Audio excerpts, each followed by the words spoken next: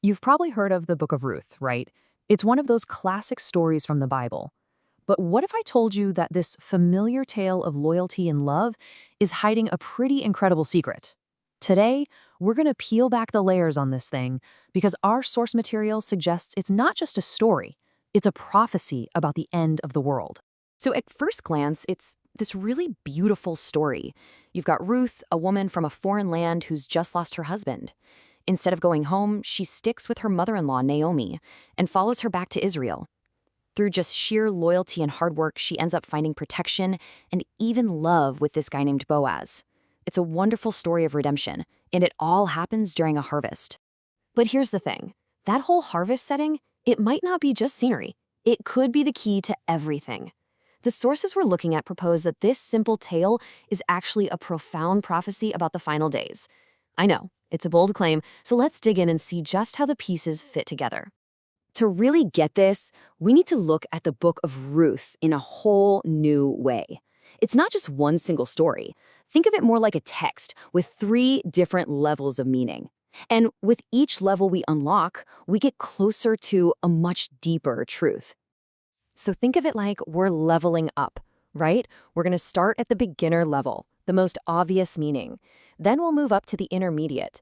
And finally, we'll get to the advanced interpretation, which is where this hidden prophecy really comes to light. It's our roadmap for today. All right, first things first. Let's start at level 1, the most straightforward way to read the Book of Ruth. This is the story of piety and faithfulness. So the story kicks off during a pretty tough time, a famine. We meet Naomi, who has lost pretty much everything. Then there's Ruth, her incredibly devoted daughter-in-law from a foreign land. And of course, there's Boaz, a kind and respected landowner. The way these 3 interact is really the heart of this first layer of meaning. So on this beginner level, the takeaway is pretty clear. Ruth's amazing loyalty to Naomi, this deep virtue known as filial piety, is rewarded in the end. It's a really heartwarming story about kindness, having integrity, and proof that, doing the right thing actually matters. But okay, that's just scratching the surface. Now it's time to peel back another layer and get to the intermediate level of meaning. This is where a personal story suddenly connects to a much, much bigger picture, the lineage of salvation. And this is where things start to get really interesting. We're looking at a family tree here, and it shows why this story is so important. See, the marriage of Ruth and Boaz isn't just some personal happy ending. Their son is Obed, and his son is Jesse. And Jesse has a son you've definitely heard of, King David, the greatest king in the history of Israel. Now, this is a huge deal. Think about it for a second. Ruth, a foreigner, an outsider, she is brought directly into the royal lineage of Israel. This actually places her in the ancestral line of Jesus Christ himself.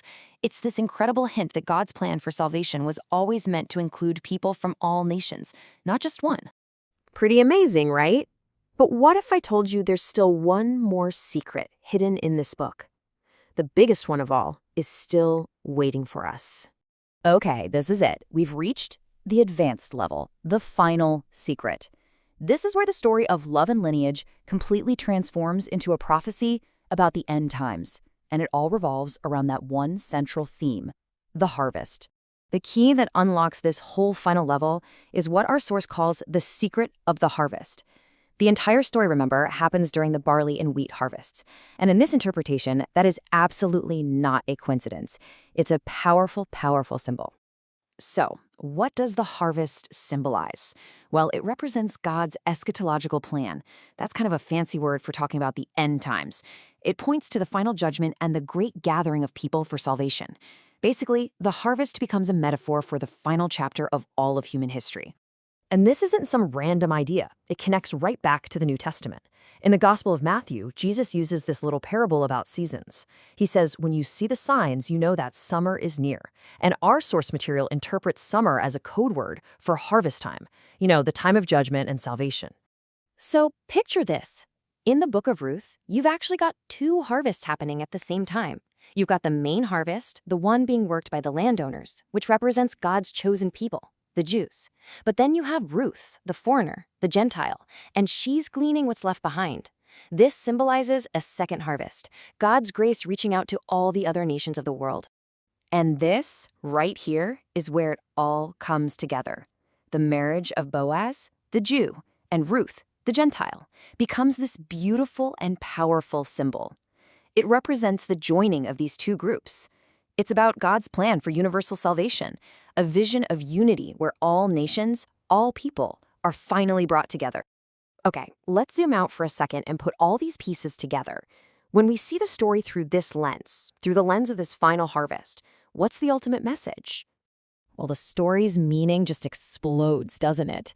It starts so small, on a personal scale, in a single field with one woman facing incredible hardship. But it opens up into this huge, universal vision of hope and reconciliation for the entire world. So when you look at it this way, the Book of Ruth becomes so much more than a historical account. It's a prophetic message that God's plan for salvation is radically inclusive. It's not confined by borders or bloodlines or who your ancestors were. It's a plan for everyone. And that kind of brings it all back to us, doesn't it? It leaves us with one final, very personal question to think about. If the harvest represents a time of gathering and judgment, it makes you look at your own life, your own actions, and ask, at the time of the final harvest, what will we reap?